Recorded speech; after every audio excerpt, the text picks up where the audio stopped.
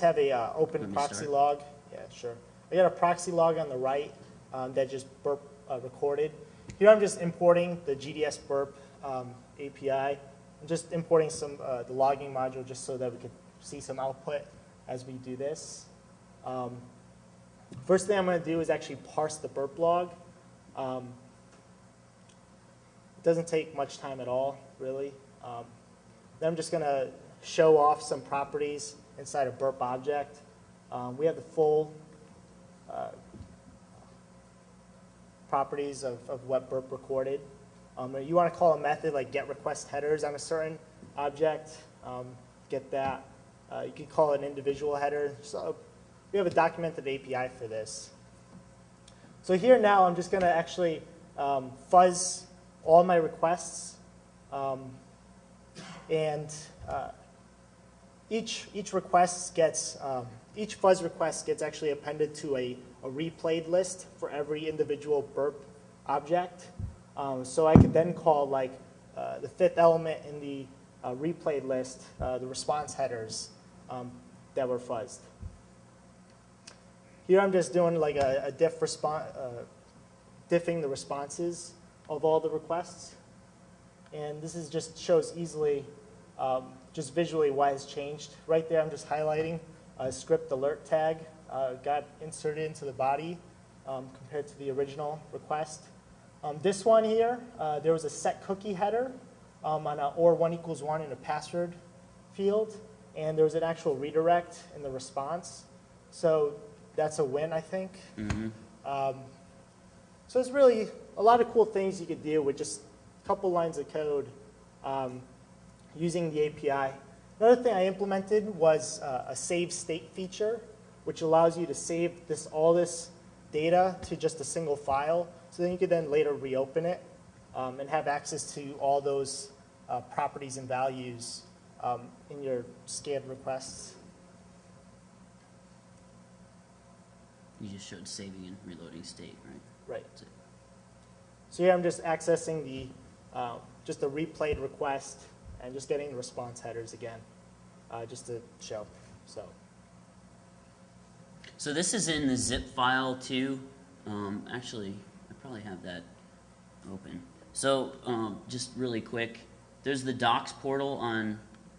It's just hexec.com/docs, like the updated presentation, because the one that's on your conference materials, like everybody else's, it's like horribly out of date and probably not even remotely the same. So you can grab the docs and the constricting code snippets as of right now. So hexec.com/docs and should point you right to it. But we did that like literally minutes before, so there's like no descriptive information on there. So like I said, you can save state, load state. Parsing logs is about like a minute per 100 megabytes, depending on how fast your machine is. It's relatively fast, so if you find ways to make it faster, I'm all ears. I'm all performance here, not security. So that's the way I work when it comes to like doing burp stuff. So, you know, if you want it, take it. If not, you know, you can do other things. So it's all you guys. Yeah, I love how black and white that is. If you want it, take it. If you don't, whatever. So I love how that picture was just taken with me going. I look like it's like, what is he talking about? It must be really interesting. Another thing that's useful too when you're testing web applications is, since the browser is what renders all this stuff, it's nice to be able to integrate into the browser. How many people knew you could write extensions for Firefox in Python? A couple people. Okay, 5, very good. 6. How many people have ever done it? Is that 3. another one of those punch your face things after you're done? It can be a little difficult. One of the reasons why I quit doing it, because I had written a couple of standalone Zool runner applications, I didn't have enough access to the browser object without having to resort back to JavaScript. So it was extremely difficult to say, you know, httplib2 or urllib2, go grab me some HTML, and I want to render it in this browser object, because Mozilla has all these funky things with Chrome. So obviously it doesn't let you just grab files from anywhere, even though you're running in Chrome. So I got really frustrated with that quick, because I want to build, you know, tools. So what I started to do more of was like WebKit development using PyQt. With WebKit, you can use a web view and set HTML from another lib. The reason you'd want to do that, obviously, is because we're testing stuff. So we want to make sure that we have control over every single part of the request. Because just like he said earlier, you know, a lot of times tools don't give you enough context around what you're doing. So by writing your own client, obviously, you have all the context you need and you have all the visibility. So here's a couple lines of code in PyQt to instantiate a web view. Does anybody want to tell me what this web view does? I was just seeing it. It's pretty easy. Yeah. I was just waiting for an answer. This is audience participation, man. You're supposed to speak up. So some things like testing for cross-site scripting are a little easier to do from a web perspective rather than just seeing it, you know, in code and say, hey, did this get echoed back to me? So that's just one instance of, you know, exploiting a cross-site scripting vuln with this. But you can make a request with any lib you want to and render it. You might have a bunch of saved requests in like a SQLite database or something. And you might have like show HTML source in one pane and then render it in another pane. I mean, that's pretty common. So as you can see, you can do that in just a couple lines of code. It's basic. Some other things you can do. WebKit's getting a little more interesting on like the PyQt front.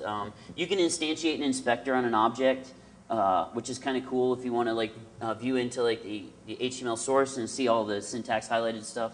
But they're also allowing more access to Python inside the browser object itself, which is cool when you start looking at plugins like Silverlight and Flash and all that. So it's coming along. This support's getting much better for it every day. So that's going to be definitely a place to watch. SOAP-based web services are still out there. I mean, we still run into them all the time. One of the things that I've noticed is that there's really no good tools for testing SOAP-based web services. So there's a lot of vuln scanning companies who tout their web services testing, but has anybody ever like peered inside, other than the people that work for the scanning vendors that are here, has anybody ever like peered inside the logic for scanning web services to see what it's actually doing? Probably not. I mean, I don't think many of us do. But what you can do with like suds, which is a module for Python, is you can create an object out of a WSDL and then start calling functions out of that very easily. So since it has an object API, it makes it very easy to call its methods. It uses, go back one. It uses URLib2 for opener support. So since it's using URLib2 underneath, that means it supports proxies, it supports different types of auth, supports, you know, all the things that URLib2 supports. And it supports basic auth like right out of the box. So if you specify username and password, it's going to submit that. That's a finding, right? Basic auth. Yeah, it should be a finding, yes. So to read and print the content from WSDL is easy as 2 lines of code. And to perform functions based on the WSDL there, that goes out and converts some currency. So let's do something a little more realistic. So here, what we did is we pointed it to a WSDL that we wanted to test. We created our custom transport because we want to handle everything out of the request, right? So we decided to set our own user agent, our own cookies, and our own basic auth token from a previous request. We installed the opener, and then we started to send our values. So this would be a lot better. Oh, okay, so there's no line continuation on here, but the SQL vals equals that's coming from the PyFuzz, PyWebFuzz project, the imported FuzzDB. So that's why it's like gnarly and long. But so what this will do is it'll iterate over the top of that, calling the get credit card service, and run through those tests. And when you run that, what you see is a lot of responses. But you can see how some of them actually brought back data instead of none. Those are credit card numbers, so that's probably not good. Luckily, that was WebGoat and not my bank. Although it could be my bank and I just don't know about it. They don't let me poke around there. So working with Flex, Flex is a framework for developers to develop web applications on top of the Flash platform. One of the features of Flex is being able to serialize messages into the AMF format. It's just some compact binary format. It's the action message format. Several tools out there support AMF, tools like Burp, Charles, WebScarab. It's great. However, the downside to these tools is that I found is you can't really craft messages from scratch, and you can't add properties to AMF messages. So one of the modules out there available for Python is PyAMF. It has the AMF encoders and decoders that allow you to serialize Python types into action message format. So take, for example, like a Python datetime object. That'll get serialized into an AMF datetime, which then, when BlazeDS, the remoting server, receives that, it'll decode it into like a Java util.date object. With PyAMF, we can write clients and remoting gateways. Django and Twisted have support, so you can actually write Python web applications that serialize content to AMF. So if you remember from last DEF CON, one of my buddies, John Rose, wrote a tool called dblaze. It went ahead and enumerated remoting methods and services on a Flex remoting server, one at a time, just by brute force.